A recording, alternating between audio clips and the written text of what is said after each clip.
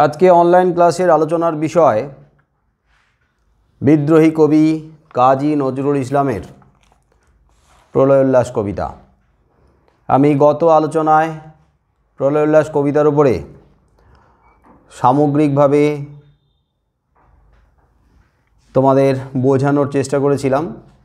अर्थात प्रलय उल्लास कविता निये एकटा सामग्रिक धारणा दिएछि और प्रलय उल्लास कविता कोन समयेर रचना, कोन विशेष प्रेक्षापटे रचित हयेछे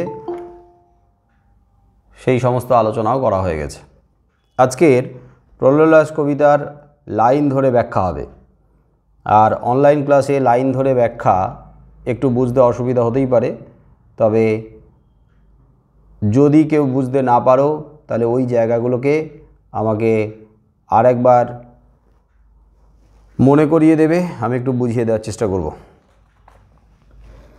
आगे बोली कविताटा गत आलोचनाय बोझानोर परे जारा अनलाइन क्लास करोनी तारा भिडियोटा देखार परे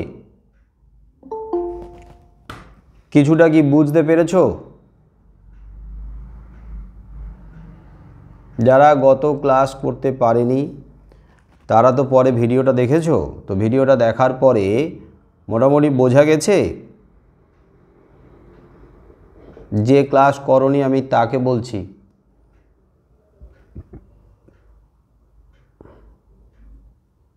বাহ, প্রত্যেকেই ক্লাস করেছিল, এতজন তো ছিল না।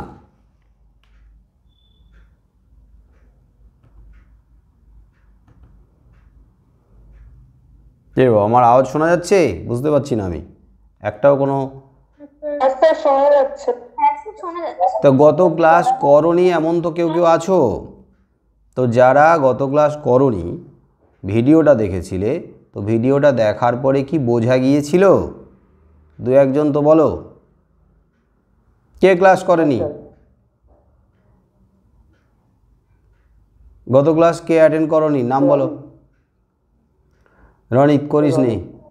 তো পরে ভিডিওটা দেখার পরে কবিতার বিষয় কি বোঝা গেছে?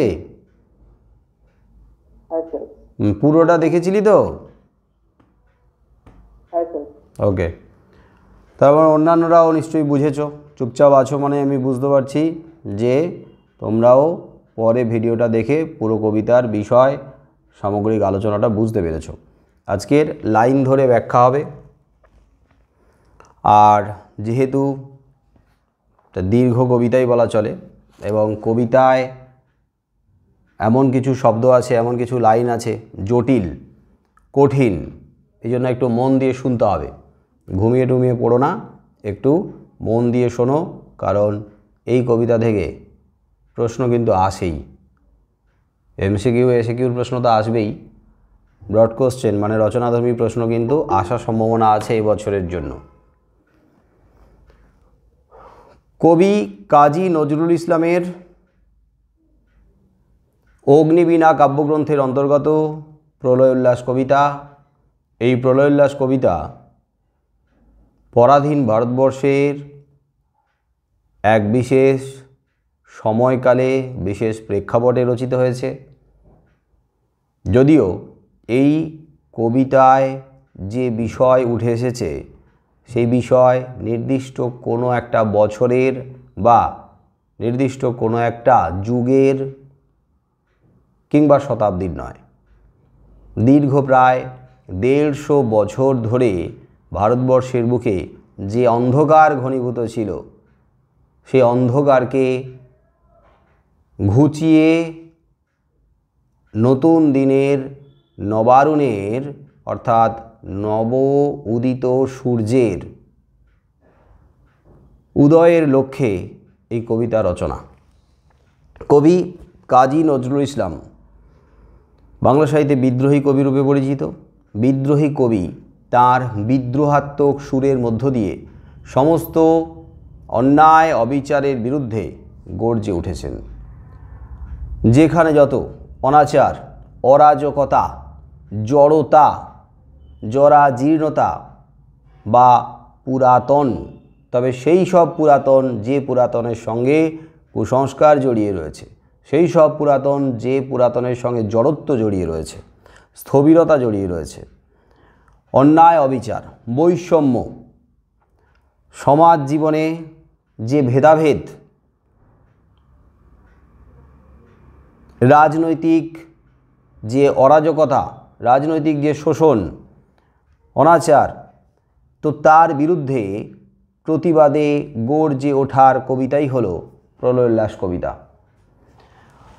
1757 খ্রিস্টাব্দে পলাশীর প্রান্তরে যে স্বাধীনতার সূর্য অস্ত গিয়েছিল, সেই স্বাধীনতার সূর্যকে পুনরায় আবার উদয়ের লক্ষ্যে কবির যে প্রয়াস, সেই প্রয়াস হলো প্রলয় উল্লাস কবিতা।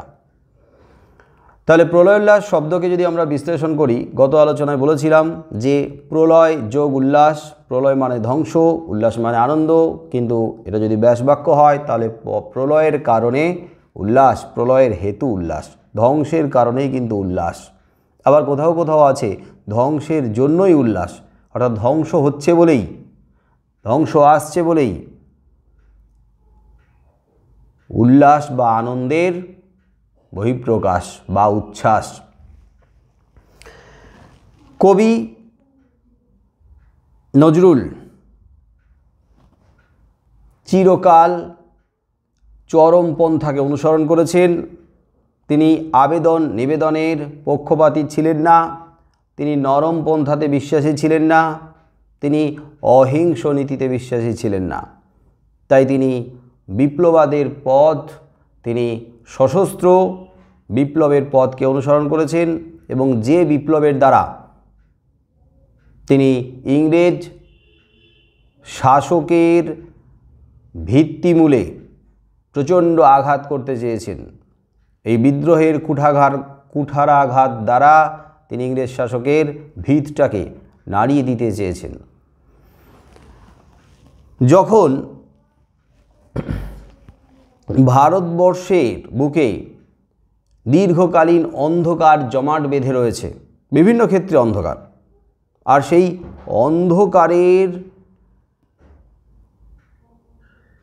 যে গাঢ়ত্ব, মানে জমাট অন্ধকারের যে গাঢ়ত্ব বা ঘনত্ব, তাকে সরিয়ে আলোর পথে নিয়ে যাওয়ার জন্য যাদের অগ্রণী ভূমিকায় কবি লক্ষ্য করেছেন বা যাদের অগ্রণী ভূমিকায় কবি আশা রেখেছেন, কবি আশাবাদী, যারা অগ্রণী ভূমিকা নেবেন তারা হলেন ভারতবর্ষের বীর বিপ্লবী। আর সেই বীর বিপ্লবীদের আবির্ভাব হয়ে গেছে, আবির্ভাব ঘটে গেছে। আর সেই বীর বিপ্লবীদের মধ্যে কবি কাল ভয়ঙ্করের রুদ্ররূপ লক্ষ্য করেছেন। তাই তিনি দেশবাসীকে, তৎকালীন পরাধীন অসহায় দেশবাসীকে আহ্বান করেছেন সেই বীর বিপ্লবীদের, মানে মহাকালরূপী বীর বিপ্লবীদের জয়ধ্বনি দেওয়ার জন্য। এবারে লাইনের দিকে তাকাবে তোমরা। প্রলয় উল্লাস, কবি কাজী নজরুল ইসলাম। তোরা সব জয়ধ্বনি কর, তোরা সব জয়ধ্বনি কর। এই তোরা বলতে কবি কাদেরকে সম্বোধন করেছেন না? তোরা হলেন ভারতবর্ষের অধিবাসী, মানে ভারতবাসী।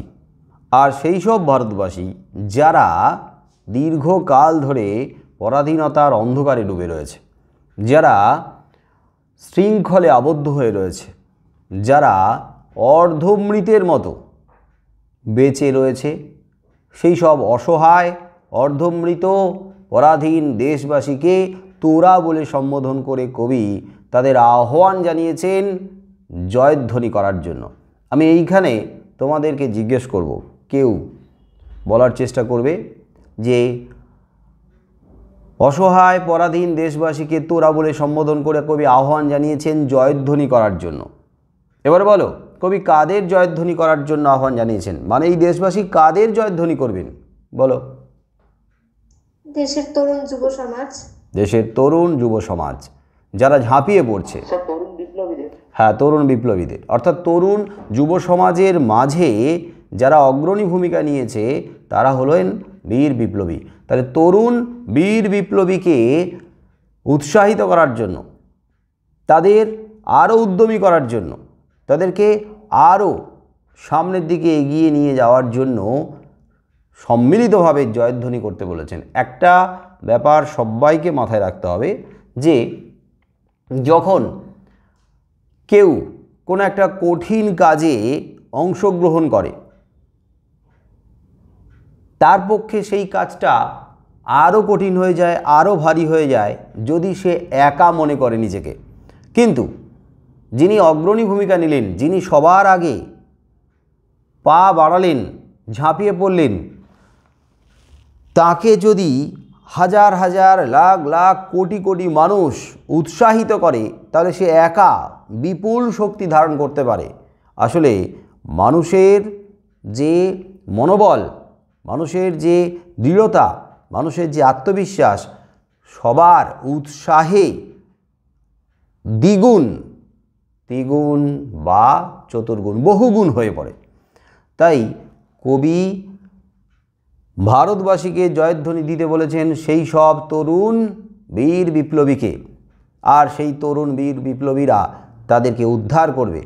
কবিতায় তোরা বলে সম্বোধন করে দেশবাসীকে বলেছেন তোরা জয়ধ্বনি কর।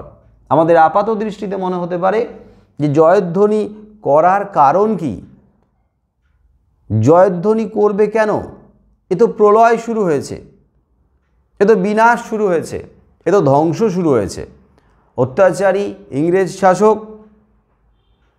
তরুণ বীর বিপ্লবীদের বন্দি করছে, তাদের ফাঁসি কাঠে ফাঁসির দড়িতে ঝোলাচ্ছে, গুলিবিদ্ধ করছে, চাবুকে চাবুকে জর্জরিত করছে। তার মানে একটা রক্তক্ষয়ী সংগ্রাম শুরু হয়েছে। তো সেই রক্তক্ষয়ী সংগ্রাম তো ধ্বংসেরও ইঙ্গিত করে, সর্বনাশের ইঙ্গিত করে। তাহলে এই ধ্বংস, এই সর্বনাশ, এই প্রলয়ের মাঝেও কবি কেন তাদেরকে অর্থাৎ দেশবাসীকে জয়ধ্বনি দিতে বলেছেন? কারণ এটা গত আলোচনাতে হয়েছিল যে এই ধ্বংস, এই প্রলয়ের আড়ালে কিন্তু সৃষ্টির বীজ নিহিত আছে।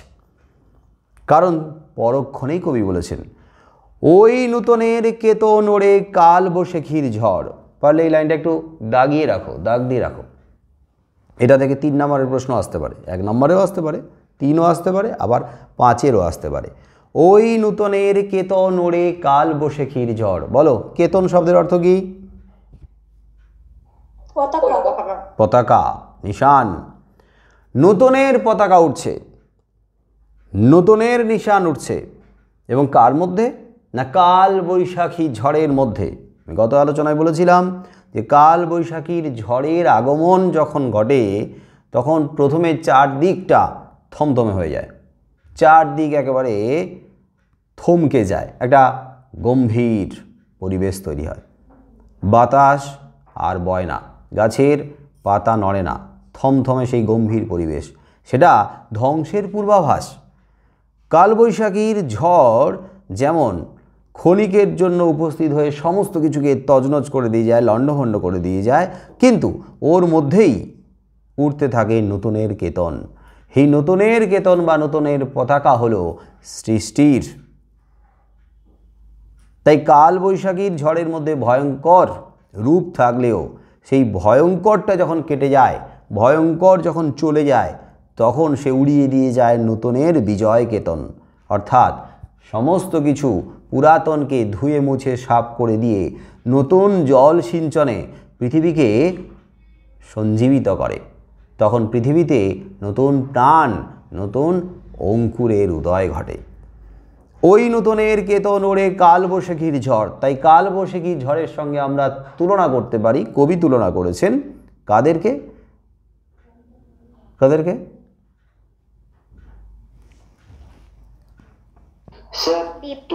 ওই একই কথা ঘুরে ফিরে আসবে। সেই তরুণ বীর বিপ্লবীদের কালবৈশাখীর ঝড়ের সঙ্গে তুলনা করেছেন। কালবৈশাখীর ঝড়ের মতো তারা আবির্ভূত হয়ে মুহূর্তের সমস্ত কিছুকে তছনছ করে দেয়, যত পুরাতন জরাজীর্ণ, যত জড়ত্ব আর এই অত্যাচারী শাসকদেরকে তছনছ করে দিয়ে নতুনের নিশান এই ভারতবর্ষের মাটিতে পুঁতবে। তাই ভয়ের কোনো কারণ নেই। তোরা সব জয়ধ্বনি কর, তোরা সব জয়ধ্বনি কর। এই জয়ধ্বনি কর কথাটা অবশ্যই উৎসাহের সঙ্গে আনন্দের সঙ্গে কবি উচ্চারণ করবেন। তাই তোমরা যখন কবিতাটা পাঠ করবে বা উচ্চারণ করবে তখন কিন্তু যতবার তোরা সব জয়ধ্বনি কর কথাটা আসবে তখনই গলা ছেড়ে একেবারে আনন্দের সঙ্গে মানে উল্লাসের সঙ্গে কিন্তু এই লাইনটা হবে, তোরা সব জয়ধ্বনি কর, তোরা সব জয়ধ্বনি কর। দারুণ একটা উল্লাস আনন্দ, মেতে উঠেছে সবাই। আসছে এবার অনাগত প্রলয় নেশার নৃত্য পাগল, সিন্ধু পাড়ের সিংহধারে ধমক হেনে ভাঙল আগল। বলো, সিন্ধু পার মানে সমুদ্রের পার। সমুদ্র পাড়ের কথা বলা হয়েছে মানে কোন জায়গার কথা উল্লেখ করা হয়েছে? আন্দামান। আন্দামান। স্যার আন্দামানের সেলুলার জেল। আর সিংহদ্বার বলতে সেলুলার জেলের দ্বার, দরজা, প্রধান ফটক, সব থেকে বড় গেটটার কথা বলা হয়েছে সিংহদ্বার মানে প্রধান ফটক বা দরজা, দুয়ার। 1757 খ্রিস্টাব্দে ভারতবর্ষের বুকে এক বড় ঘটনা ঘটেছিল। কি সেটা? পলাশির যুদ্ধ। পলাশির যুদ্ধ। ঠিক 100 বছর পর 1857 সালে আরও একটা বড় ঘটনা ঘটেছিল। সেটা কি? মহাবিদ্রোহ। মহাবিদ্রোহ। 100 বছর পর মহাবিদ্রোহ। যে মহাবিদ্রোহ সারা ভারতবর্ষকে কাঁপিয়ে দিয়েছিল, আলোড়িত করে দিয়েছিল, সেই মহাবিদ্রোহকে দমন করে ইংরেজ সরকার তাদের সাম্রাজ্যকে আরও দীর্ঘস্থায়ী করার জন্য কিছু পন্থা নিয়েছিল। সেই পন্থার মধ্যে একটা হলো দ্বীপান্তর। কথায় আছে যে চোখের আড়ালে দীর্ঘদিন থাকলে মানুষ আস্তে আস্তে ভুলে যায়, ওই যে out of sight out of mind. ইংরেজরা দেখলো সেই সমস্ত মহাবিদ্রোহে অংশগ্রহণকারী সেই সমস্ত ইংরেজদের চোখে যারা কুখ্যাত, আমাদের চোখে তারা বীর বিপ্লবী, তো তাদেরকে এই দেশ থেকে এমন জায়গায় সরিয়ে দিতে হবে যে ভারতবাসীর চোখের আড়ালে থেকে যাবে, আর আস্তে আস্তে আন্দোলন বিদ্রোহ স্তিমিত হয়ে যাবে। তো 1757 খ্রিস্টাব্দে মহাবিদ্রোহের পর কিছু সংখ্যক 1857 সালে মহাবিদ্রোহের পর কিছু সংখ্যক এই বীর বিপ্লবী বা মহাবিদ্রোহে অংশগ্রহণকারীদেরকে ইংরেজ সরকার কী করলো না দ্বীপান্তরে প্রেরণ করলো। তখন কিন্তু ওই আন্দামানে সেলুলার জেল গড়ে ওঠেনি, এই কাজটা তখন প্রথম শুরু হলো। পরবর্তীকালে আরও কয়েক বছর পরে ওখানকার বন্দীদের দিয়ে গড়ে তোলা হয়েছিল ওই যে সেলুলার জেল, যা কুখ্যাত। কত বিপ্লবীর রক্ত, কত বিপ্লবীর ঘাম সেই সেলুলার জেলে লেগে রয়েছে, তাদের পরিশ্রমে গড়ে উঠেছিল সেলুলার জেল।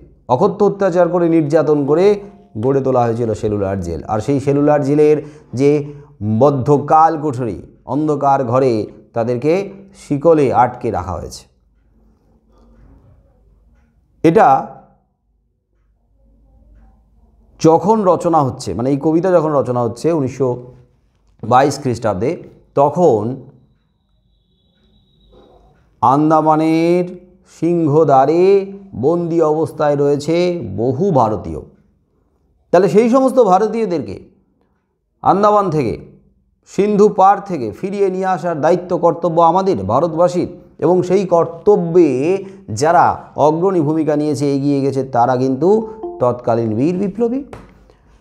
তাহলে সেই বীর বিপ্লবীদের কবি আহ্বান জানিয়েছেন এইভাবে যে তারা ঝাঁপিয়ে পড়ুক। হ্যাঁ, তাদের মধ্যে অনেকেই ঝাঁপিয়ে পড়েছে, এবং তার যে প্রতিক্রিয়া, ঝাঁপিয়ে পড়ার যে প্রতিক্রিয়াটা কবি এইভাবে লক্ষ্য করেছেন যে আসছে এবার, আসছে কে আসছে না, আসছে এবার অনাগত। অনাগত মানে নয় আগত, যে এখনো পর্যন্ত এসে পৌঁছায়নি তার কিন্তু আগমন কবি লক্ষ্য করছেন, তার আগমন আসন্ন। আসছে এবার অনাগত, এতদিন ধরে যাকে আমরা আকাঙ্ক্ষা করেছি, যার প্রত্যাশায় আমরা অপেক্ষা করেছি, সেই অনাগত কিন্তু এগিয়ে এসেছে। আসছে এবার অনাগত। সেই অনাগত কে? না, যে প্রলয় নেশার নৃত্য পাগল। প্রলয় নেশা, নেশার মধ্যে ডুবে গেছে, নেশাচ্ছন্ন হয়ে গেছে, নেশার ঘোরে বিভোর হয়ে গেছে। এবং সেটা কিসের নেশা? বলো, কিসের নেশাতে বিভোর? প্রলয়ের নেশা, মানে ধ্বংসের নেশা। স্বাধীনতা। প্রলয়ের নেশা মানে ধ্বংসের নেশা। না, এইখানেই শব্দটা আছে। প্রলয়ের নেশা মানে ধ্বংসের নেশা, মানে সমস্ত কিছু ভেঙে চুরমার করে দেব। তাহলে সেই ভাঙা, সেই ধ্বংসটা অবশ্যই কাদের? অন্যায়কারীদের। অন্যায়কারীকে ভেঙে গুড়িয়ে দেব। অন্যায়কারীদের যে ভিত এই ভারতবর্ষের বুকে, তাদের উপনিবেশ, সেটাকে ভেঙে গুড়িয়ে দেব, চুরমার করে দেব। আর যত সামাজিক বৈষম্য, যত ভেদাভেদ, তাকেও সরিয়ে দেব। আর যত কুসংস্কার, জড়তা, তাকে ভেঙে সরিয়ে দিয়ে একটা আলোর পথ তৈরি করব। তাহলে প্রলয়ের নেশায়, ধ্বংসের নেশায় নৃত্য পাগল। যখন পৌরাণিক কাহিনী অনুসারে যখন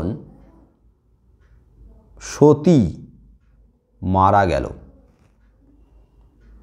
দক্ষ রাজের কন্যা সতী, দক্ষ রাজের যে আয়োজিত যজ্ঞ, সেই যজ্ঞে সতী যখন আত্মাহুতি দিল, তখন তার দেহকে কাঁধে নিয়ে দেবাদিদেব মহাদেব ভয়ঙ্কর হয়ে উঠেছিল। তার যে সেই ভয়ঙ্কর রূপ, তার যে সেই নৃত্যরত রূপ, তার যে সেই নৃত্যরত পাগলের রূপ, যে পাগলের রূপে শুধু স্বর্গ নয়, স্বর্গ, মর্ত্য, পাতাল, সৃষ্টি যেন রসাতলে চলে যাবে, ভেঙে চুরমার করে দেবে। তাহলে নৃত্য পাগল, নৃত্য অর্থাৎ নাচের মধ্যে যেন পাগলপনা, সেই প্রলয় নেশার নৃত্য পাগল, যে নৃত্য পাগল প্রলয় নেশার মধ্যে, সেই অনাগত নৃত্য পাগলের আবির্ভাব ঘটতে চলেছে। এসেই গেছে সেই অনাগত। এবং সেই অনাগত কে? সেই অনাগত আক্ষরিক অর্থে আমাদের বীর বিপ্লবীর মধ্যে তার আভাস। হ্যাঁ, আক্ষরিক অর্থে প্রলয় নেশার নৃত্য পাগল বলতে কি বুঝিয়েছে? না, দেবাদিদেব মহাদেবের রুদ্ররূপ। কিন্তু সেই আক্ষরিক প্রলয় নেশার নৃত্য পাগলের যে রূপটা কবি কাদের মধ্যে লক্ষ্য করছেন? ওই বীর বিপ্লবীদের মধ্যে লক্ষ্য করছেন। আর তারা কি করছে? ওই সিন্ধু পারে, সমুদ্রের ওপারে, সিংহদ্বারে, মানে সেলুলার জেলের সেই যে প্রধান ফটকে ধমক দিয়ে আগল ভেঙে চুরমার করে দিল। আগল মানে কি? আগল মানে অর্গল, মানে বাধা, যেটা দিয়ে আটকে রাখা হয়েছে সিংহদ্বারটাকে, প্রধান ফটকটাকে। এই যে ক্লাস 9-এ কবিতা ছিল, গান, ভাঙার গান ছিল, মনে আছে ক্লাস 9-এ? হ্যাঁ স্যার। ওখানে একটা লাইন ছিল না, লাথি মার ভাঙরে তালা। কার তালা ভাঙতে বলেছিল? হ্যাঁ, ওই কারাগারের তালা ভেঙে ফেলতে বলা হয়েছিল। মনে হয়। কি বলছিস? নভনীল কি বললি? স্যার ওইটাও মনে হয় অগ্নি বিদ্যা থেকেই ছিল। কি ছিল স্যার? ওটাও মনে হয় অগ্নিবীণা থেকে ছিল। মানে অগ্নিবীণা থেকে আছে, এটাই বলতে চাইছি, মানে দুটো সোর্স একই। হ্যাঁ, মূল গ্রন্থ। তাহলে সিন্ধু পারের সিংহদ্বারে ধমক হেনে ভাঙল আগল। আসলে যারা অন্যায় করছে না, যারা ন্যায়ের পথে এগিয়ে চলেছে, যারা নিজের দেশের স্বাধীনতার জন্য লড়াই করছে, তারা কিন্তু সৎ ন্যায়পরায়ণ, আর সৎ ন্যায়পরায়ণ যারা সেই বীর বিপ্লবীরা কিন্তু কখনো ভয় করে না। আর ভয় করে না বলেই তাদের মধ্যে ভরপুর প্রাণশক্তি, এবং সেই প্রাণশক্তি, সেই উদ্যম, সেই ক্ষমতায় তারা এমন সজোরে ধমক হানছে, ধমকের আঘাতে ভেঙে চুরমার হয়ে যাচ্ছে সিন্ধু পারের সিংহদ্বার। কারণ তারা লাভ করেছে সেই অনাগত প্রলয় নেশার নৃত্য পাগলের সেই ধ্বংসাত্মক শক্তি, মানে দেবাদিদেব মহাদেবের রুদ্ররূপের শক্তি লাভ করেছে, যে শক্তির ধমকে তারা ভেঙে চুরমার করে দিচ্ছে সিন্ধু পারের সিংহদ্বার। মৃত্যু গহন অন্ধকূপে মহাকালের চণ্ডরূপে ধূম্রধূপে বজ্রশিখার মশাল জেলে আসছে ভয়ঙ্কর। ওই অনাগত ভয়ঙ্করের আবির্ভাব শুধু প্রলয় নেশার নৃত্য পাগলের মতো নয়, তার সাথে সাথে আরও একটা রূপে তার আবির্ভাব কবি লক্ষ্য করছেন। এবং সেই রূপটা কেমন? মহাকালের চণ্ডরূপ। চণ্ড, চণ্ড কে ছিল? চণ্ডমুণ্ড। চণ্ডমুণ্ডকে বধ করে মা কালিকা চামুণ্ডা রূপে আমাদের কাছে পূজিতা হলেন। চণ্ডকে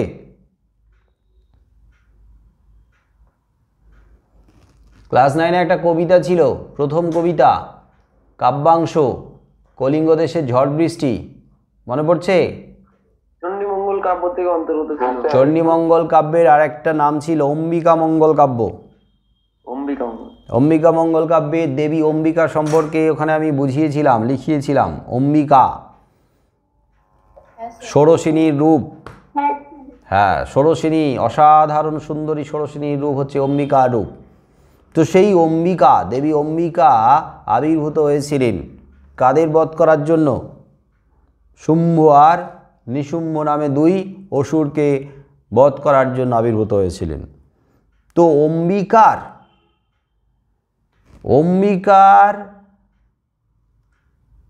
যে আবির্ভাব, সেই সাথে সাথে মহামায়ার আর এক রূপ হলেন দেবী কালিকা তথা চামুণ্ডা।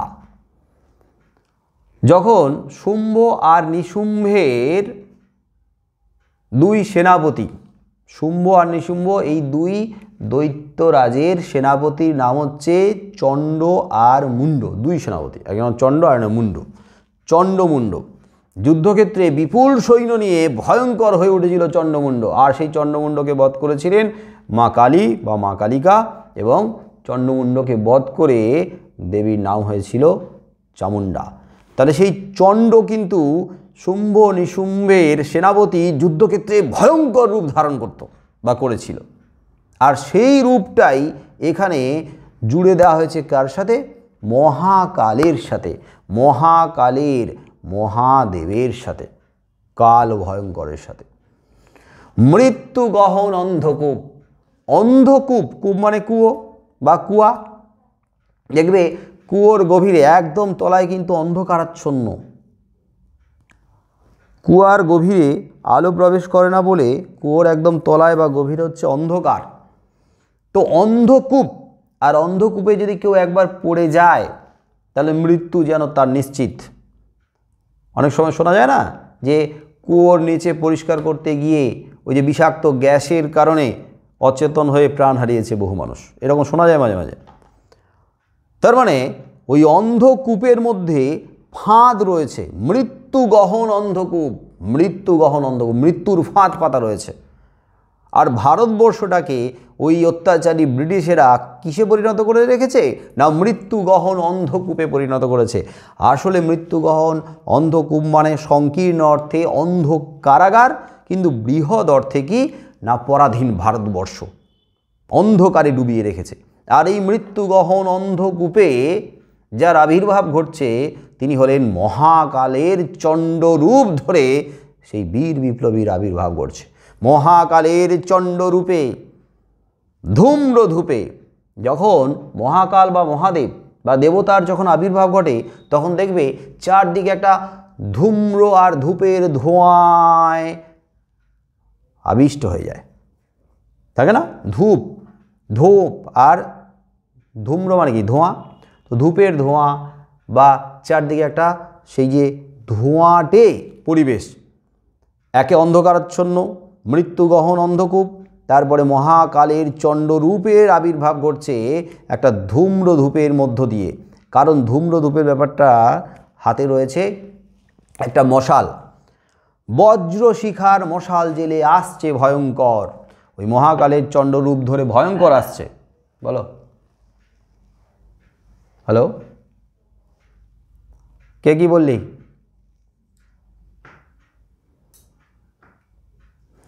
বজ্র শিখার মশাল। আচ্ছা, বজ্র কি? বিদ্যুৎ না, ওই বজ্র না। পৌরাণিক কাহিনীতে বজ্র হচ্ছে একটা অস্ত্রের নাম। দেবরাজ ইন্দ্র বৃত্রাসুর নামক দানবকে বধ করার জন্য যে অস্ত্র তৈরি করেছিলেন সেই অস্ত্রের নাম ছিল বজ্র তথা বজ্রাস্ত্র।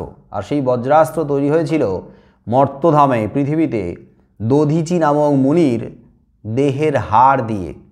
এতটা কঠিন ছিল, এতটা মজবুত ছিল, সেই দেহের হাড় দিয়ে তৈরি করা বজ্রাস্ত্র দিয়ে বৃত্রাসুরকে বধ করেছিলেন ইন্দ্র। তো সেই বজ্রের থেকে উদ্গীর্ণ যে শিখা, জ্যোতি, আলো, তারই মশাল জেলে ভয়ঙ্কর আসছে অন্ধকার কাটিয়ে দেওয়ার জন্য।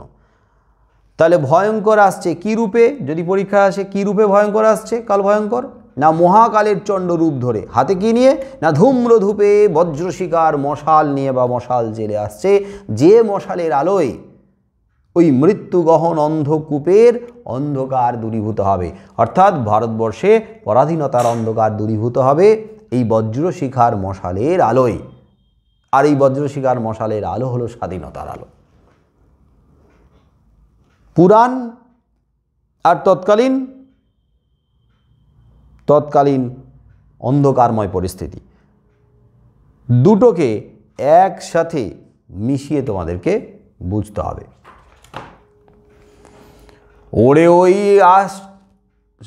ওরে ওই হাসছে ভয়ঙ্কর, বজ্রশিখার মশাল জেলে আসছে ভয়ঙ্কর। সেই ভয়ঙ্কর যখন আসছে তখন তার আগমনটা দূর থেকে বোঝা যাচ্ছে, তার আগমনটা দূর থেকে আভাস দিচ্ছে, তার আগমনের আভাস দিচ্ছে। সেই আভাসটা কিসের মধ্য দিয়ে দিচ্ছে? না কাল ভয়ঙ্করের ভয়ঙ্কর অট্টহাসির দ্বারা। হা হা হা হা করে অট্টহাসি। তোরা ভয় পেয়ে গেলি নাকি? না, তোদের আবার হাসি এলো।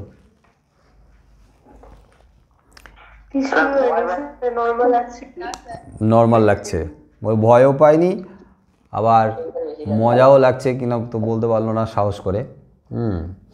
হাসছে ভয়ঙ্কর। আমার হাসিটা কাল ভয়ঙ্করের হাসি লাগলো না? হ্যাঁ স্যার, নরখাদকের মতো স্যার। নরখাদকের মতো আছে। হা হা হা হা হা।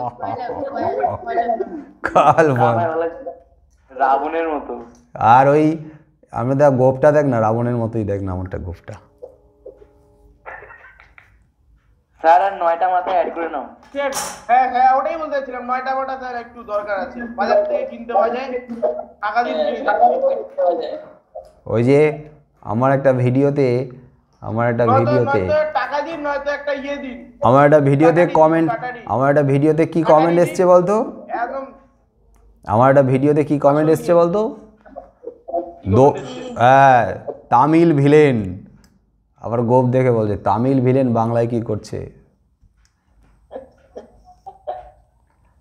অনেকবার ভাবি গোপটাকে একটু কেটে টেটে ছোট করে ফেলি, বুঝলি? না স্যার, ভালো আছে ভালো আছে। গোপটাকে ভাবি একটু কেটে ছেটে ছোট করব একটু, তারপরে অনেকবার চেষ্টা করেছি কিন্তু পারিনি, কেমন যেন হাত কেঁপে গেছে। আরে গোপটাই তো আমার পরিচয়। ইয়ের মতো করুন, কেটে স্যার হিটলারের মতো নয়, ওই স্যার একদম আসল কথা বললেন, তাকে আপনার পরিচয়ের মতো মনে হয়। হ্যাঁ,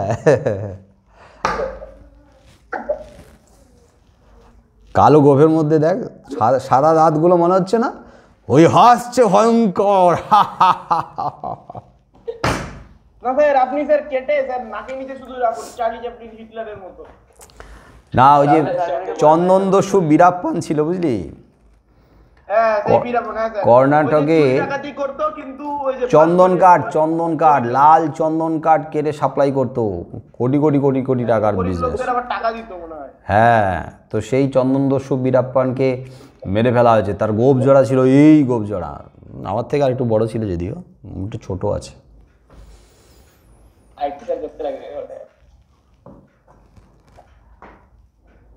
আচ্ছা, মহালয়ার দিন তোমরা টিভিতে মহালয়া দেখো? সেই মহালয়াতে যে ধরনের ছবি তোমরা দেখেছো, সেই প্রসঙ্গটাকে টেনে নিয়ে এসে আমি ব্যাখ্যা করি, তাহলে বুঝতে সুবিধা হবে। সেটা কী রকম দেখবে, মা দুর্গা মহিষাসুরকে বধ করার জন্য কতবার চেষ্টা করছে, আর মহিষাসুর এদিকে দেখা যাচ্ছে মেঘের আড়ালে হঠাৎ করে আবার অদৃশ্য হয়ে গেল, হা হা হা হা করে ভয়ঙ্কর অট্টহাসি দিয়ে আবার ওদিকে তার উদয় দেখা যাচ্ছে। কি মাঝে মাঝে দেখা যায় না? এরকম দেখা যায়, কিন্তু মেঘের আড়ালে অদৃশ্য আবার হা হা করে প্রতিধ্বনিত হচ্ছে হাসি, আর সেই অট্টহাসি রক্ত জল করে দেওয়ার মতো, রক্ত হিম করে দেওয়ার মতো হাসি। সেই দৃশ্যটাকে ভেবে নিয়ে এখানে এই প্রসঙ্গে প্রতিস্থাপন করো যে কাল ভয়ঙ্কর আসছে, আর তার বিকট অট্টহাসি শোনা যাচ্ছে, চারদিকে প্রতিধ্বনিত হচ্ছে, আর সেই অট্টহাসি যখন এই জগৎ সংসার শুনছে, তাদের রক্ত হিম হয়ে যাচ্ছে, যেন ধ্বংস করার জন্য আবির্ভাব ঘটছে কাল ভয়ঙ্করের, আর তার হাসির মধ্য দিয়ে তার আগমনের আভাস পাওয়া যাচ্ছে। কিন্তু কবি দেশবাসীকে বলেছেন তার আগমন ঘটছে, তাকে দেখে, তার আগমনকে দেখে ভয় পাওয়ার দরকার নেই, কারণ তিনি ধ্বংস করতে আসছেন, এটাই ঠিক। তিনি প্রলয় ঘটাতে আসছেন, এটাই ঠিক। তার ধ্বংস বা প্রলয় ঘটাতে আসার কারণেই আনন্দ করতে হবে। তোরা সব জয়ধ্বনি কর, জয়ধ্বনি করতে থাক, ভয় না। ঝামর তাহার কেশের দোলায়, ঝাপটা মেরে গগন দোলায়। আমার মাথা হয়তো চুল নেই। ঝামর তাহার কেশের দোলায়, ঝাপটা মেরে গগন দোলায়, সর্বনাশী জ্বালামুখী ধূমকেতু তার চামর ডোলায়। চামর মানে কি বললে? বলিনি তো এখনো। ওই স্যার স্পঞ্জের মতো, তো ওই যে হাওয়া করে। হ্যাঁ, ওই যে ইস্কন মন্দিরে গেলে দেখতে পাবি, হ্যাঁ গুরুদ্বারে গেলে দেখতে পাবি। স্যার কার জন্য লেজ দিয়ে বানায়, মানে আমার না, মানে কিছু গন্ডার ফন্ডার বা কারো চমরি গাই, পাহাড়ি গাই আছে, গরু, তার লেজের যে চুল, সেই চুলের গোছা দিয়ে তৈরি করা হয়, তাই তার নাম চামর। চমরি গাই থেকে চামর কথাটা এসছে, এবং সেই চামর দেবতার সামনে, দেবতা দেবীর সামনে যখন দুলানো হয়, সেটা কিন্তু শুভ অর্থে, মঙ্গল অর্থে, ভালো অর্থে। চামরটা এরকমভাবে ঢুলছে, চামরটাকে যদি ধরে এরকমভাবে দোলানো হয়, তাহলে কী হবে? তোমাদের যখন এখন যেমন ঘুম ঘুম পাচ্ছে না, তোমরা যেমন এরকম ঢুলছো, ইধার ওধার বলছে ঢুলছো, চোখ জুড়ে আসছে, আর মাঝে মাঝে আমি ওই কাল ভয়ঙ্কর অট্টহাসি দেবো, হা হা হা হা করে ঘুম কাটিয়ে দেবো। তো চামর ঢুলছে, চামর ঢুলাচ্ছে, চামরটা ঢুলাচ্ছে। কে চামর ঢুলাচ্ছে? পরে আসছি, তার আগের লাইন দেখো। ঝামর তাহার কেশের দোলায়, ঝামর তাহার কেশের দোলায়, ঝাপটা মেরে গগন দুলায়। ঝামর কি জিনিস? কেউ পারবে? ঝামর, রাইট। ঝামর শব্দটা ঝামা থেকে এসছে। ঝামা জানো? অনেক সময় বলে না, এটা একটা প্রবাদ আছে, মুখে ঝামা ঘষে দেবো, একবারে বলে না, ঝামা ঘষে দেবো। ঝামার তো একটা রূপান্তরিত পাথর, স্যার পায়ে ঘষে, রাইট। পাখাড়া বাজে। দেখবে ওই যে ইট ভাটা হয়, ইট ভাটা আছে, ইট ভাটা যেখানে ইট পোড়ানো হয়, কাঁচা ইটগুলোকে পোড়ানো হয়, মাটিগুলোকে পোড়ানো হয়, ইট তৈরি হয়। তো ইট ভাটায় যে ইটগুলোকে থরে থরে সাজিয়ে পোড়ানো হয়, কিছু ইটে যখন একটু বেশি পরিমাণ তাপ লেগে যায়, তখন ইটগুলো কি হয়ে যায় না, একটু দুমড়ে মুচড়ে যায়, একটু বিবর্ণ হয়ে যায়, একটু কালচে হয়ে যায়, ফ্যাকাশে হয়ে যায়, একটু ঘষা ঘষা মতো হয়ে যায়। গ্রামের দিকে এই ধরনের ঝামাওয়ালা ইট, মানে বেশি পুড়ে যাওয়া, এবড়ো খেবড়ো হয়ে যাওয়া খসখসে ইটগুলোকে দিয়ে কি করে না ওই যে কড়ার নিচে যে কালি জমে পুকুর ঘাটে, ওই ঝামা দিয়ে কি করে না কালিটাকে তোলে, এবড়ো খেবড়ো তো কালি তোলে, এটা ঝামা। তো ঝামার যে রঙটা সেটা হচ্ছে ফ্যাকাশে বা বিবর্ণ। তাহলে ঝামর, সেই ঝামা থেকে শব্দটা এসছে ঝামর, ঝামর তাহার কেশের দোলায়। আসলে যে কেশ, আসলে যে চুলের কথা বলা হয়েছে সেই চুলের রঙটা কিন্তু ঝামর বর্ণ মানে বিবর্ণ ফ্যাকাশে। তো সেই ঝামর বর্ণ কেশের দোলায়, কেশ দুলছে। এবারে কেশ বা মাথার যে চুলের কথা বলা হয়েছে এটা কার চুলের কথা বলা হয়েছে? পৌরাণিক কার চুলের কথা বলা হয়েছে? শিব, মহাদেব। মহাদেবের সেই যে জটা জালের কথা বলা হয়েছে, সেই জটা জাল সেই জটা জাল ধূসর বা ঝামর বর্ণ, সেই কেশের দোলা, কেশের দোলা দিয়ে, কেশের দোলা দিয়ে, কেশের ঝাপটা দিয়ে গগনকে দুলিয়ে দিচ্ছে, আকাশকে দুলিয়ে দিচ্ছে। এতটাই তার তেজ, এতটাই তার আঘাত। রূপম ইসলামের বড় ভাই রূপম ইসলাম আছে না, মালিঙ্গা চুলের ঝাপটা মারে, রূপম ইসলাম মারে কিন্তু ব্যান্ড নিয়ে যখন ওঠে তখন তার চুলের ঝাপটায় দেখবি দর্শকরা দুলে ওঠে, হয় না? চুলগুলো এরকমভাবে দুলাতে থাকে, ঝাপটা মারতে থাকে, চোখ টোক ঢেকে যায়। আর সেই চুলে দর্শকরাও দেখবে মাঠে বা দর্শক আসনে বসে থেকে 10 ইঞ্চি 15 ইঞ্চি 20 ইঞ্চি লাভ দিচ্ছে। কি নাচ!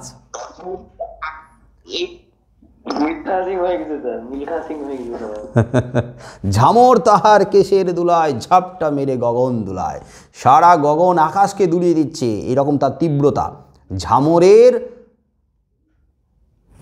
ঝামর রঙের কেশের দোলাতে ঝাপটা মেরে গগন দুলিয়ে দিচ্ছে। তার মানে দেবাদিদেব মহাদেবের রুদ্ররূপের যে আবির্ভাব, সেই আবির্ভাবটা সারা আকাশকে তোলপাড় করে দিচ্ছে। বলো কি বলছো, বলো, বুঝতে পারলাম না। সর্বনাশী জ্বালামুখী ধূমকেতু তার চামর ঢুলায়। সর্বনাশী জ্বালামুখী ধূমকেতু। ধূমকেতুর আগে দুটো বিশেষণ রয়েছে। ধূমকেতু কেমন ধূমকেতু না জ্বালামুখী ধূমকেতু, যা জ্বালিয়ে পুড়িয়ে খাক করে দেয়। সেই জ্বালামুখী ধূমকেতু যা কেমন না সর্বনাশী, যে সর্বনাশ ঘটায়। আসলে যখন জ্বালিয়ে পুড়িয়ে খাক করে দেয় তার ফলে সর্বনাশ, ধ্বংস ঘটে যায়। তাহলে সর্বনাশী জ্বালামুখী ধূমকেতু যখন আকাশ দিয়ে যাচ্ছে তখন তার যে লেজের অংশটা দেখা যায় না, একটা অস্পষ্টভাবে থাকে। যখন ধূমকেতু চলে যায় আকাশ দিয়ে তখন কিন্তু তার দীর্ঘ একটা লেজের অস্পষ্ট রূপরেখা দেখা যায়। তো সেই যে রূপটা, সেই যে অস্পষ্ট বা একটা স্পষ্ট ধোঁয়ার মতো অংশ দেখা যায়, সেটা যেহেতু একটু সাদা ধরনের, তাই তা যেন চামরের সঙ্গে তুলনীয়। সর্বনাশী জ্বালামুখী ধূমকেতু তার চামর ঢুলায়।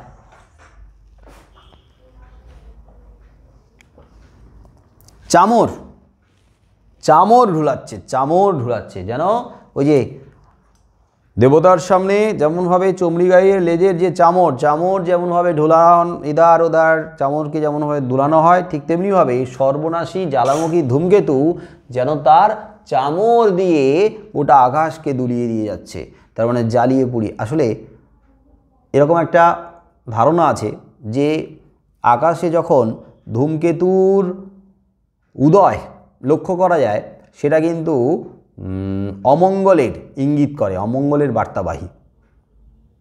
আর কবি তো চায় এরকম অমঙ্গল, এরকম অশুভ এই মুহূর্তে আমাদের দেশের বুকে ঘটুক, এবং সেই অশুভ অমঙ্গল হলো এই মহাদেব, দেবাদিদেব মহাদেবের রুদ্ররূপ, এবং তার রুদ্ররূপে সমস্ত কিছু জ্বালিয়ে পুড়িয়ে ছারখার হয়ে যাবে। তার কেশের দোলায় সমস্ত কিছু যেন তোলপাড় হয়ে যাবে। বিশ্বপাতার বক্ষ কোলে রক্ত তাহার কৃপান ঝোলে দোদুল দোলে। এ দেখ আমার হাতে কি আমার হাতে না, কৃপান। কৃপাণ কাদের হাতে থাকে, কাদের কোমরে থাকে? কৃপাণ কি? স্যার ছুরি। ছুরি না, তলোয়ার, চাকু চাকু। তরবারি। তাই? শিখদের থাকে, শিখদের হাতে যে তলোয়ার থাকে তাকে কৃপাণ বলে। শিখদের হাতে যে তলোয়ার থাকে তাকে কৃপাণ স্যার বলে। এই যে পাঁচকো আমরা পড়েছিলাম শিখদের, ওই যে কাচ্চা কৃপান কারা ওগুলো পড়েছিলাম বাবা, দাদা, ইতিহাসেই পড়েছিলাম। এই যে কৃপাণ, এই কৃপাণটা রক্ত রঞ্জিত। এবং কিসের কারণে রক্ত রঞ্জিত? না, অন্যায়কারীকে বিনাশ করে এই কৃপাণ রক্ত রঞ্জিত, রক্তাক্ত এই কৃপাণ, রক্তাক্ত এই কৃপাণ ঝুলছে। কোথায় ঝুলছে? কখনো কোলে, কোল মানে কোল অর্থে নয়, এখানে কোমর, আবার কখনো বক্ষে, মানে অস্ত্রে সুসজ্জিত। কৃপাণের দ্বারা, অস্ত্রের দ্বারা সুসজ্জিত কে? না, বিশ্বপাতা। বিশ্বপাতা মানে বিশ্বপিতা, বিশ্বপিতা মানে সৃষ্টিকর্তা, রক্ষাকর্তা, বিশ্বপিতা মানে দেবাদিদেব মহাদেব। আর সেই বিশ্বপাতার বক্ষ কোলে রক্তরঞ্জিত কি কৃপাণ ঝুলছে, আর সেই কৃপাণ দুলছে কোমর থেকে, দোদুল দোলে। আর ওই রক্তরঞ্জিত তথা রক্তাক্ত কৃপাণ দিয়েই অন্যায়কারীদের বিনাশ ঘটবে। আর তার আবির্ভাব ঘটেছে এই বীর বিপ্লবীদের মধ্য দিয়ে। অট্টরোলের হট্টগোলে স্তব্ধ চরাচর। যখন কাল ভয়ঙ্কর আসছিল তখন তার অট্টহাসিতে যেমনভাবে রক্ত জল বা হিম হয়ে গেছে, ঠিক তেমনিভাবে দেবাদিদেব মহাদেবের তথা কাল ভয়ঙ্করের তথা মহাকালের চণ্ডরূপে যখন আবির্ভাব ঘটছে, বিশ্বপাতার যখন আবির্ভাব ঘটছে, রক্তরঞ্জিত তলোয়ার যার বক্ষকোলে ঝুলছে, তার অট্টহাসিতে, তার অট্টরোলে, তার হট্টগোলে গোটা স্তব্ধ হয়ে গেছে চরাচর। চরাচর মানে এই জগৎ সংসার একেবারে স্তব্ধ হয়ে গেছে, চুপ করে গেছে, ভীত সন্ত্রস্ত হয়ে পড়েছে। কার অট্টরোলে? অট্টরোল মানে কি?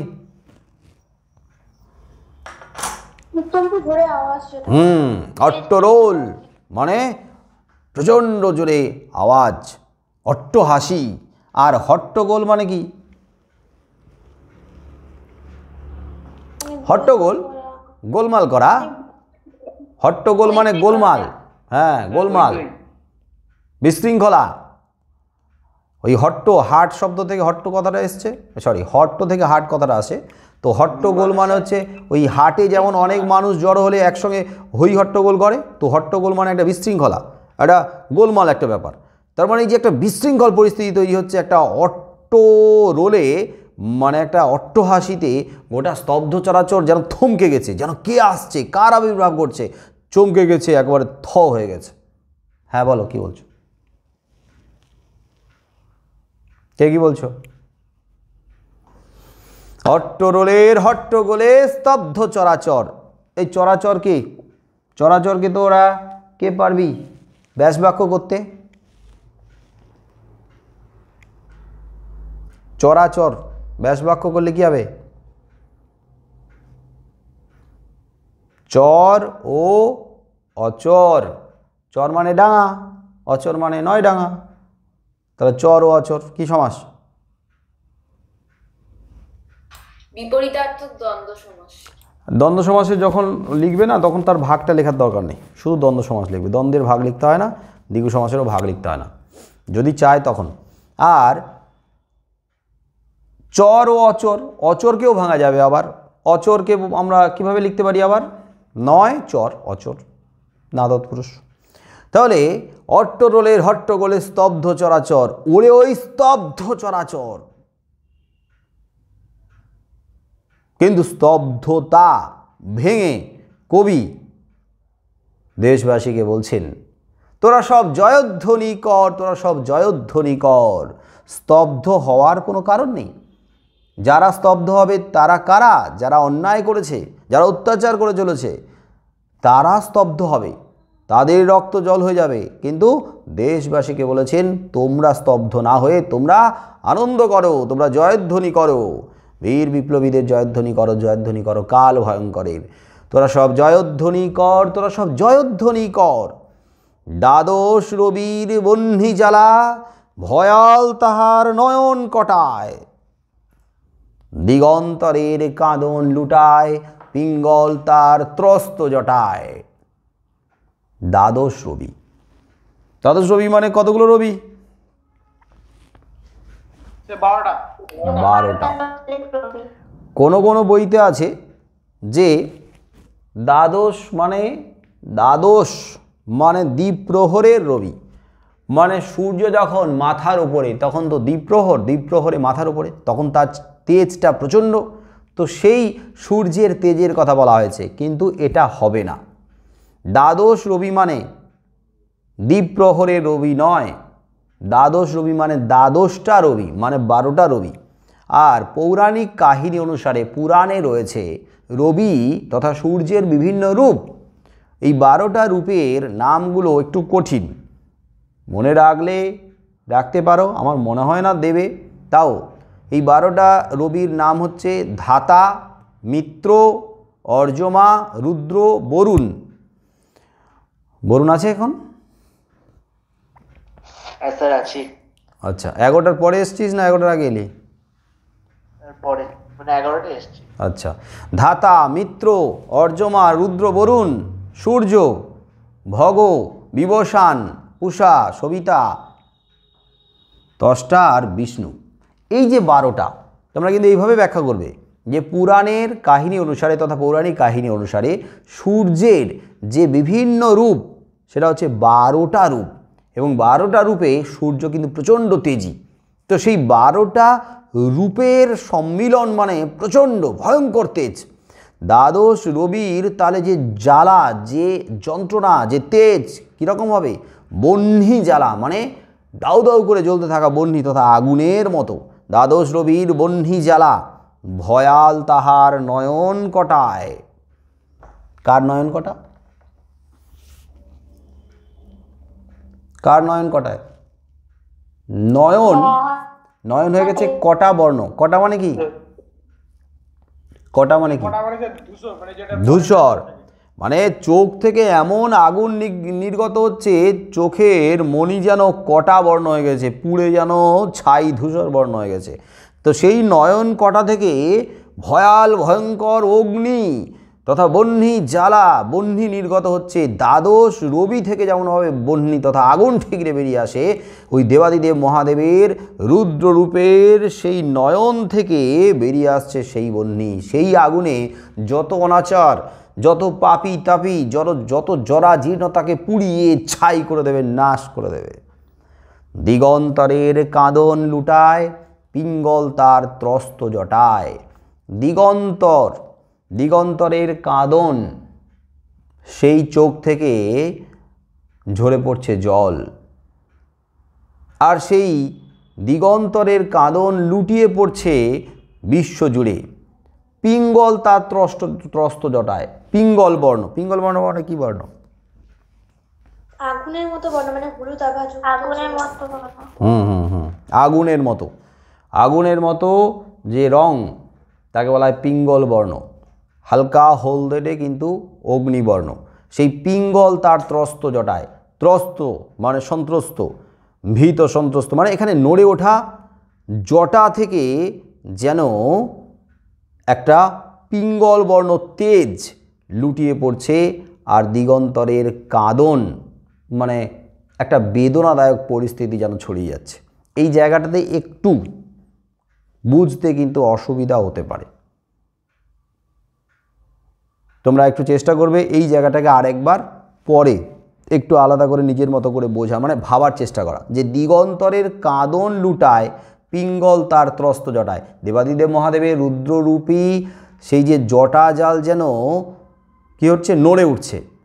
আর তার জটাজাল নড়ে উঠছে এবং তারই যে কি বলবো, তারই জটাজাল নড়ে ওঠাতে যারা অন্যায়কারী তারাও যেন ভীত সন্ত্রস্ত হয়ে উঠছে। এই জায়গাটা একটু তোমরা চেষ্টা করবে আর একটু বেটার বোঝার জন্য। দু একটা জায়গায় একটু অসুবিধা আছে। বিন্দু তাহার নয়ন জলে সপ্ত মহাসিন্ধু দোলে কপোল তলে। কপোল মানে কি? কপোল, গালের নিচে। হ্যাঁ, স্যার গাল। কপোল মানে গাল, কপোল তলে অর্থাৎ গালের তলায়, অর্থাৎ গাল বেয়ে গড়িয়ে আসছে।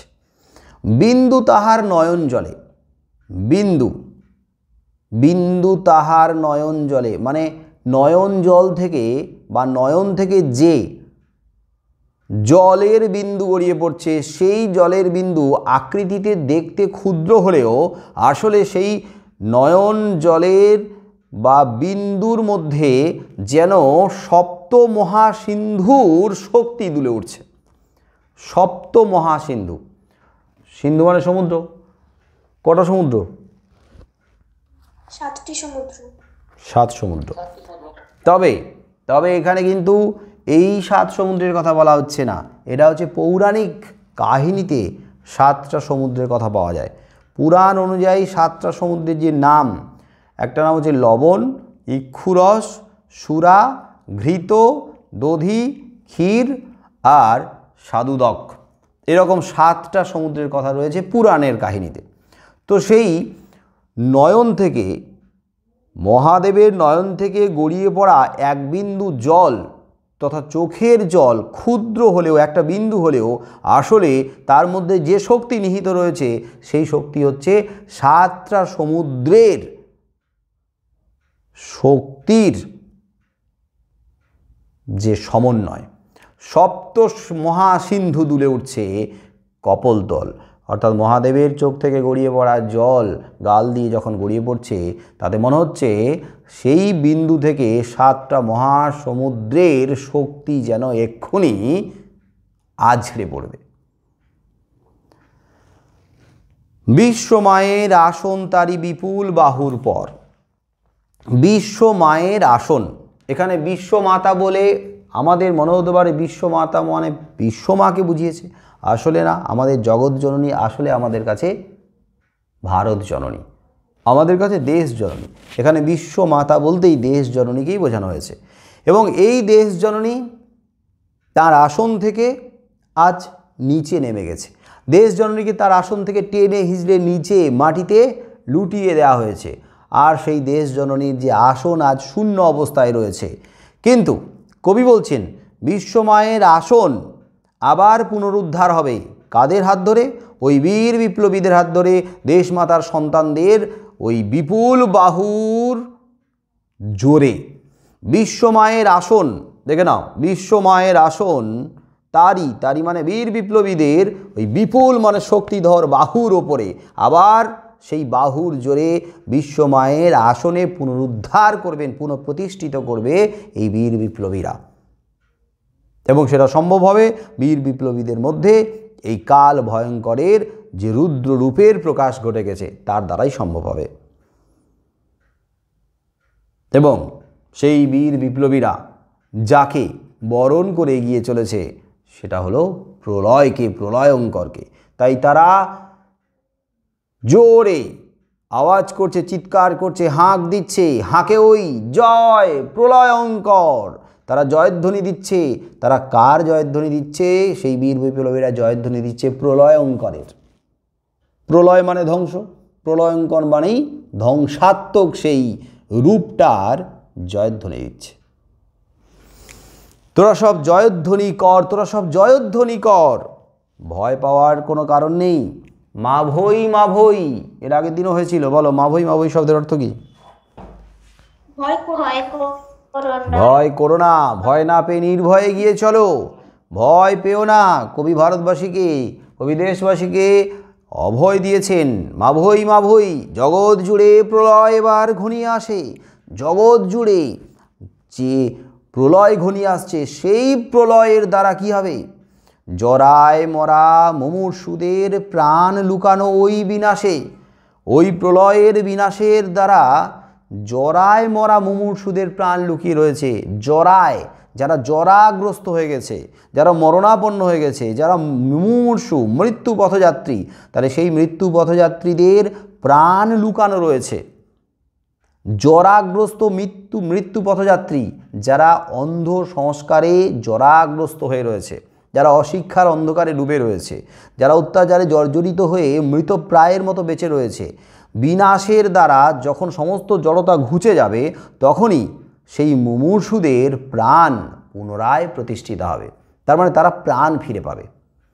জরায় মরা মুমূর্ষুদের প্রাণ লুকানো রয়েছে ওই বিনাশে। যখন জরাজীর্ণতা নাশ হবে তখন জরাগ্রস্ত মুমূর্ষু অর্থাৎ মরণাপন্ন মানুষের প্রাণ আবার ফিরে পাবে তারা।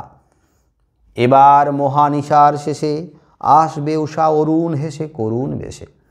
মহানিশা, মহারাত্রি অর্থাৎ কাল রাত্রি, ভয়ঙ্কর রাত্রি, অন্ধকারাচ্ছন্ন রাত্রি।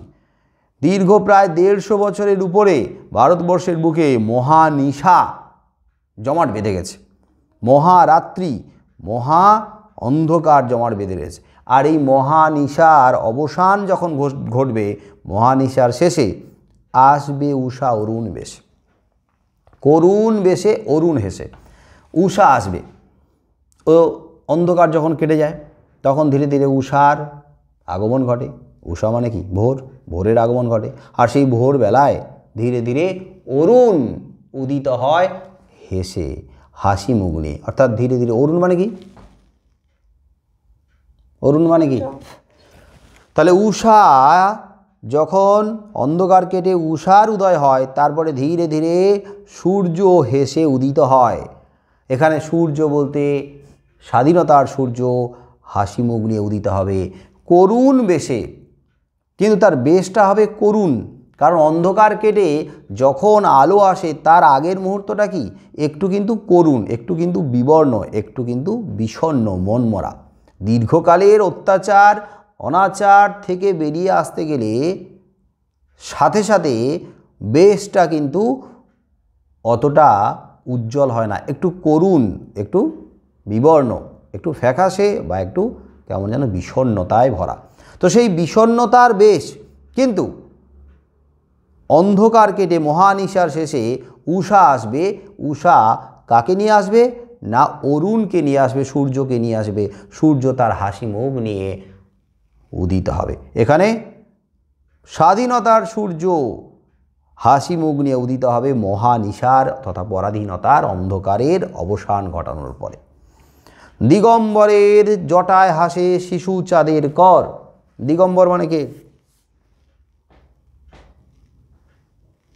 দিগম্বর, দিগম্বর মানে মহাদেব। মহাদেব দিগম্বরের জটায় হাসে। তাহলে মহাদেবের দিগম্বরের জটায়, দিগম্বরের, হ্যাঁ শিব, তো দিগম্বরের তথা শিবের জটায় আমরা চাঁদকে দেখি। সেই জটাতে চাঁদ হাসছে। তবে সেই চাঁদ কেমন চাঁদ? না শিশু চাঁদ। শিশু চাঁদের কর, কর মানে কি? হাত। হাত, হাত। এখানে শিশু চাঁদের কর আক্ষরিক অর্থে শিশু চাঁদের হাত হলেও এখানে ব্যঞ্জনাময় অর্থ হল চাঁদের জ্যোৎস্নার হালকা বাইশদ স্নিগ্ধ স্পর্শ। হাত তো হাতের স্পর্শ, এখানে চাঁদের জ্যোৎস্নার স্পর্শ। আর শিশু চাঁদ কেন? শিশু চাঁদ মানে হচ্ছে শিশু তো অল্প বয়সী, সদ্য পৃথিবীতে এসেছে। ঠিক তেমনিভাবে আকাশে উদিত নতুন চাঁদ, সবেমাত্র উদিত চাঁদকে বলা হয়েছে শিশু চাঁদের কর। অর্থাৎ দীর্ঘকালের অন্ধকার কেটে গিয়ে যখন স্বাধীনতার সূর্যোদয় ঘটবে, সেই স্বাধীনতার সূর্যোদয়ের আলোয় ভরে উঠবে আমাদের ঘর। তাই দিগম্বরের জটায় অর্থাৎ মহাদেব যিনি ধ্বংস করবেন অন্ধকারের, সেই অন্ধকারের ধ্বংসের পরে তার মাথায়, তার জটাতে যে শিশু চাঁদ অর্থাৎ নতুন সদ্য উদিত চাঁদ, তারই করে, তারই জ্যোৎস্নায় চারদিকটা ভরে যাবে। পরের লাইনেই বলা হয়েছে সেই শিশু চাঁদের কর তথা চাঁদের জ্যোৎস্নায় আলো তার ভরবে এবার ঘর।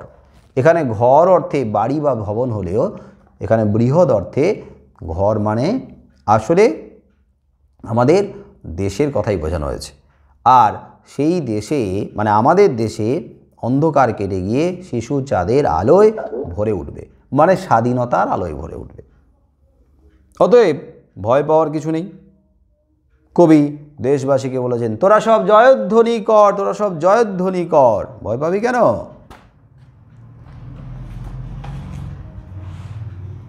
ওই সে মহাকাল সারথি রক্ত তড়িৎ চাবুক হানে, স্মাং স্মাং করে চাবুক মারছে। মহাকাল সারথি, মহাকাল আসছে রথে চড়ে, আর মহাকালের রথটাকে টেনে নিয়ে আসছে ঘোড়া, আর সেই ঘোড়াকে যে চালনা করছে সে হচ্ছে মহাকালের রথের সারথি।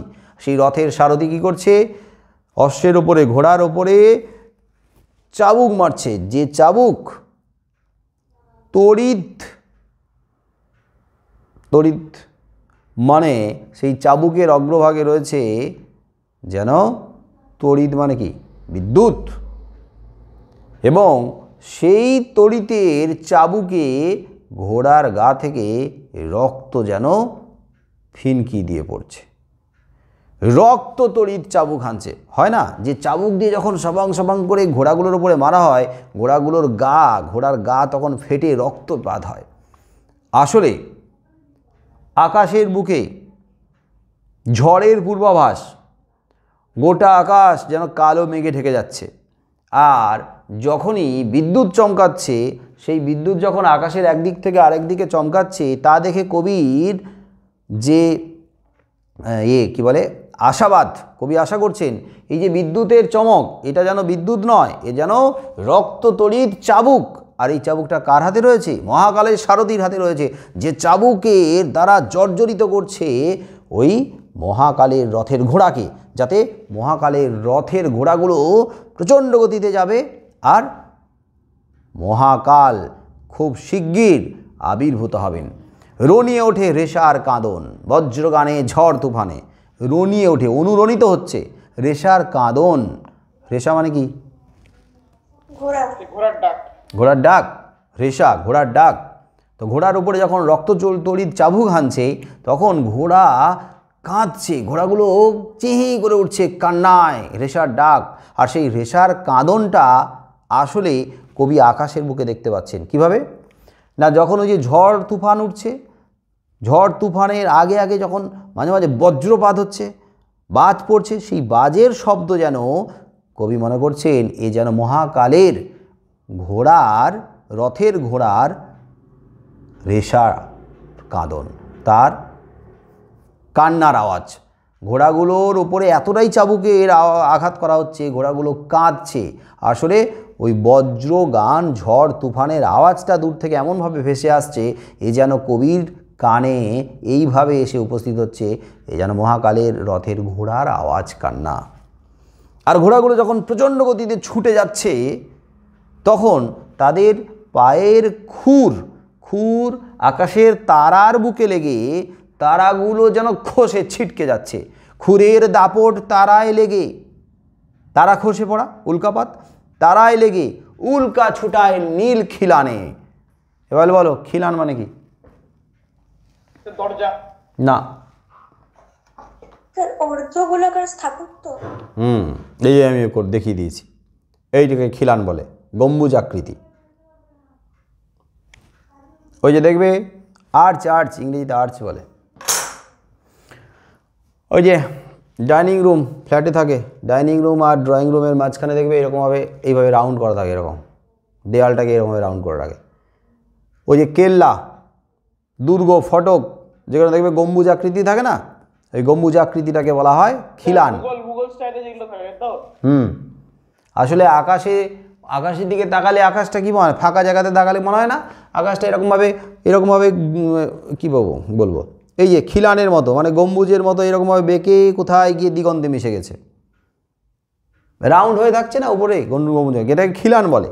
আর নীল আকাশ তো নীল খিলানের মতো দেখতে, আর ওই নীল খিলানে উল্কাপাত ঘটছে কেন না, ঘোড়ার খুরের দাপটে তারাগুলো খসে যেন ছিটকে যাচ্ছে। এইভাবে মহাকালকে পৌঁছে দিচ্ছে। গগনতলের নীল খিলানে কি ঘটছে না, খুরের দাপট লেগে তারা খসে পড়ছে, উল্কা ছুটছে। অন্ধকারার বন্ধ কূপে দেবতা বাঁধা যজ্ঞ জূপে পাষাণ স্তূপে, সেই দেবতাকে মুক্ত করতে হবে। অন্ধকারা, এখানে অন্ধ অর্থাৎ অন্ধকারাচ্ছন্ন কারাগার, সেই অন্ধকারাচ্ছন্ন কারাগার যেন বন্ধকূপের সমতুল্য। ওই যে বন্ধকূপ, চারদিকে বন্ধকূপ বা কুয়োর সঙ্গে সমতুল্য। তাহলে বন্ধকূপ, অন্ধকারার বন্ধকূপ, সামগ্রিকভাবে কারাগার মানে পরাধীন ভারতবর্ষ অন্ধকারে ডুবে আছে। অন্ধকারার বন্ধকূপে দেবতাকে বেঁধে রাখা হয়েছে। বলো দেবতাকে কোথায় বেঁধে রাখা হয়েছে? লাইনে আছে, দেখে বলো। দেবতাকে কোথায় বেঁধে রাখা হয়েছে? যুপকাষ্ঠে বেঁধে রাখা হয়েছে। সঙ্গে দেয়। যজ্ঞের যুপকাষ্ঠে বেঁধে রাখা হয়েছে। যজ্ঞের যুপকাষ্ঠ না, অন্ধকারার বন্ধকূপ মানে অবশ্যই কারাগার, পরাধীন ভারতবর্ষ। তো সেই পরাধীন ভারতবর্ষে দেবতাকে বেঁধে রাখা হয়েছে কোথায়? পরের শব্দতে আছে যজ্ঞ যূপে। দেখবে যজ্ঞ করা আগেকার দিনে হতো যে যজ্ঞ করার পর যজ্ঞে উৎসর্গ করা হতো, মানে বলি দেওয়া হতো, জীব বলি দেওয়া হতো। তো তার জীবকে বলি দেওয়ার জন্য একটা কাঠ থাকতো, হাড়ি কাঠ বা যজ্ঞের কাঠ বলে, যূপকাষ্ঠ। সেই যূপকাষ্ঠ এরকমভাবে থাকে, ওই গলাটাকে ঢুকিয়ে দিয়ে কেটে কোপ মেরে দেয় তো, ঘাচ করে দিল কেটে। তাহলে দেবতা বাঁধা যজ্ঞ যূপে, পাষাণ স্তূপে, ইংরেজরা এই ভারতবর্ষকে যে পাষাণ স্তূপে পরিণত করেছে, জড়ত্বে পরিণত করেছে, সেই পাষাণ পাথরের স্তূপ, প্রাণহীন সেই জড়ত্বের স্তূপে যজ্ঞের যূপে দেবতাকে বেঁধে রাখা হয়েছে। আক্ষরিক অর্থে দেবতা মানে দেবতা মানে দেব দেবী হলেও আসলে কিন্তু এখানে দেবতা বলতে আমাদের দেবতার কথা বোঝানো হয়েছে। আর আমাদের কাছে দেবতা কারা? পরাধীন ভারতবর্ষে বীর বিপ্লবীরা।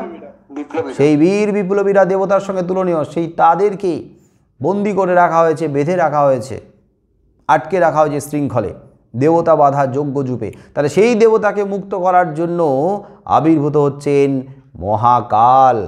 আসলে মহাকাল মানে আর এক শ্রেণীর যুব শক্তি, বীর বিপ্লবীদের আবির্ভাব, সেই দেবতাকে যজ্ঞ যূপ থেকে উদ্ধার করার জন্য। এই তোরে তার আসার সময় ওই রথ ঘর ঘর, যেখানে দেবতাকে বেঁধে রাখা হয়েছে সেই দেবতাকে মুক্ত করার জন্য এটাই আসল সময়, এটাই হচ্ছে আসার সময়। কার? মহাদেবের, মহাকালের।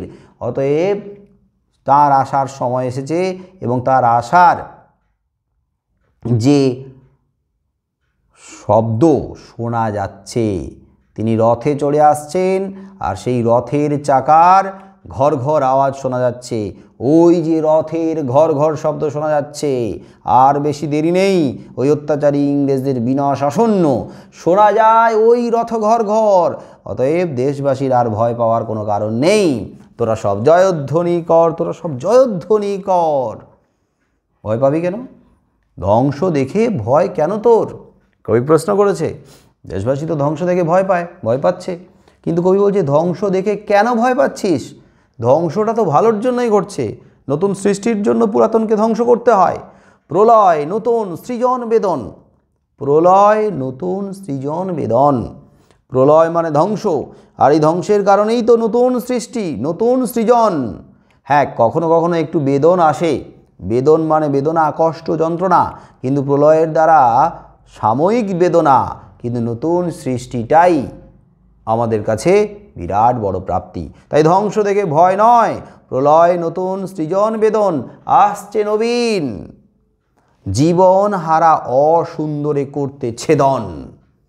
যারা জীবন হারিয়ে ফেলেছে, সেই জীবন হারিয়ে যারা জড়ো হয়ে গেছে, অসুন্দর মানে সেই সমস্ত অন্যায়কারী, সেই সমস্ত অত্যাচারী, তাহলে অত্যাচারী অসুন্দরকে, জীবন হারা সেই সমস্ত জড়কে ছেদন করতে, বিনাশ করতে, উৎখাত করতে কে আসছে?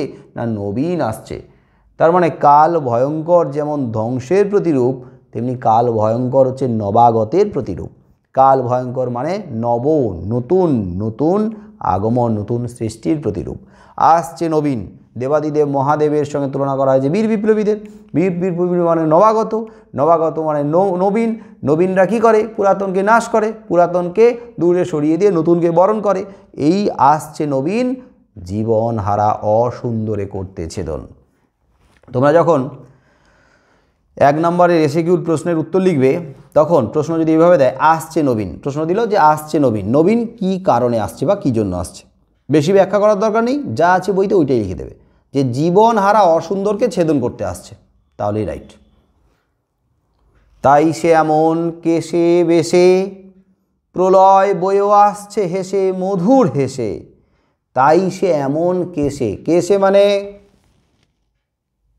চুলে চুলে কেশ, চুল, এমন কেশ, কেমন কেশ, ওই দেবাদিদেব মহাদেবের জটা জাল, ওই কেশ, ওই যে ঝামর বর্ণের কেশ।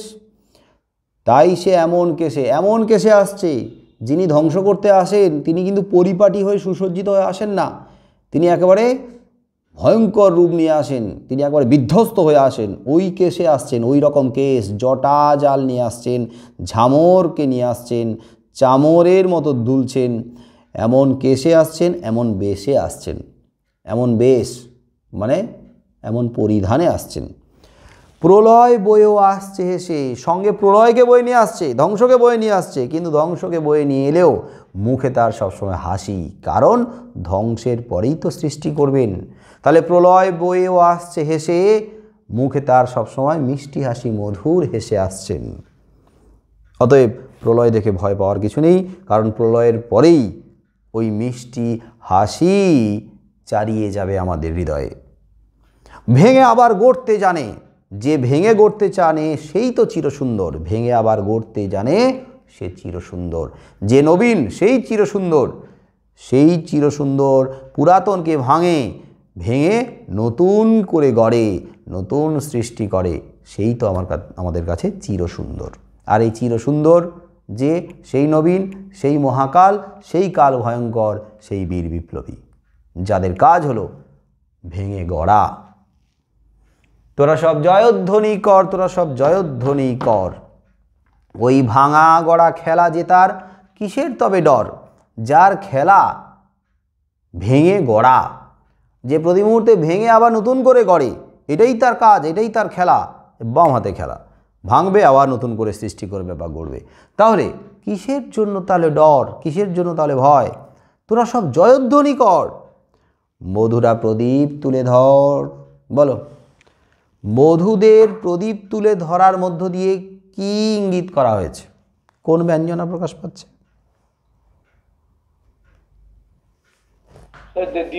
নতুনকে বরণ করে বরণ করে নেওয়া, বরণ বরণ বরণ, নতুনকে বরণ করে নেওয়া। যখন যুদ্ধ জয় করে ফিরে আসে, যখন ভালো কাজ করে, গর্বের কাজ করে, গৌরবের কাজ করে ফিরে আসে, ওই আগমনকে হুম বরণ করে দেওয়া হয়। হ্যাঁ, কাল ভয়ঙ্করকে বরণ করে নেওয়ার কথা বলা হয়েছে, নবীনকে বরণ করে নেওয়ার কথা বলা হয়েছে, চিরসুন্দরকে বরণ করে নেওয়ার কথা বলা হয়েছে, তথা বীর বিপ্লবীদের বরণ করার কথা বলা হয়েছে। কারণ সেই বীর বিপ্লবীরা তো সমস্ত কিছুকে ভেঙে আবার নতুন করে গড়ছে, এবং তারা এইভাবে জয় লাভ করে যখন ফিরে আসছে, তখন বধূদের অর্থাৎ মায়েদের প্রদীপ দিয়ে বরণ করে সাদরে ঘরে তুলে নিতে বলেছেন। বধূরা প্রদীপ, মঙ্গলদ্বীপ দিয়ে সাদরে বরণ করে তাদেরকে ঘরে তুলতে বলেছেন। বধূরা প্রদীপ তুলে ধর। কাল ভয়ঙ্করের বেশে ওই আসে সুন্দর। কাল ভয়ঙ্করের বেশ, বেশটা কাল ভয়ঙ্করের, কিন্তু কাল ভয়ঙ্করের বেশ হলেও ওই বেশের অন্তরালে, ওই বেশের নেপথ্যে আড়ালে লুকিয়ে রয়েছে সুন্দরের রূপ। কাল ভয়ঙ্কর, তাকে দেখে আপাতভাবে ভয় পেতে পারে, কিন্তু কাল ভয়ঙ্করের রূপের আড়ালে একটা সুন্দরের রূপ আছে।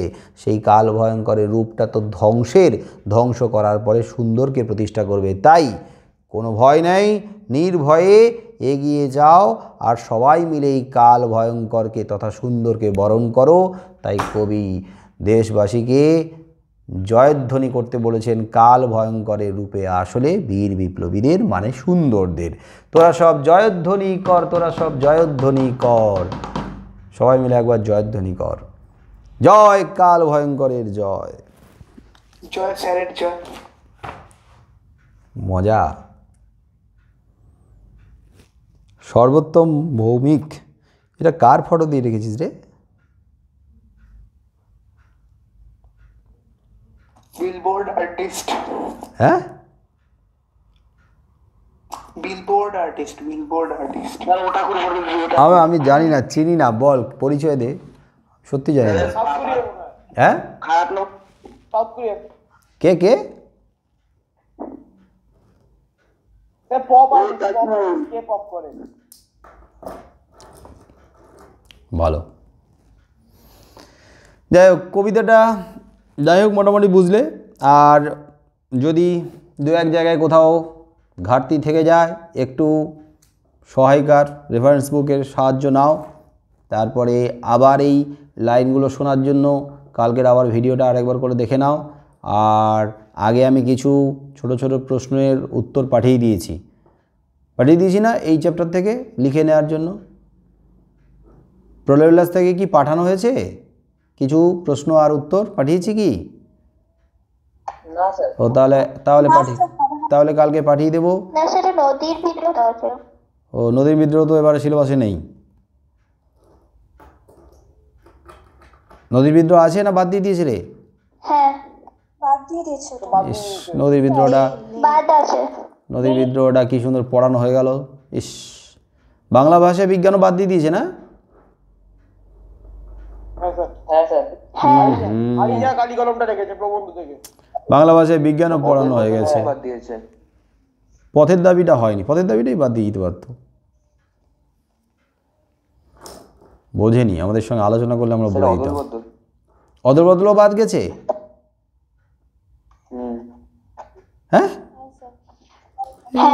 ভালো গল্পটাকে বাদ দিয়ে দিয়েছে। হ্যাঁ স্যার। ভালো গল্প ছিল।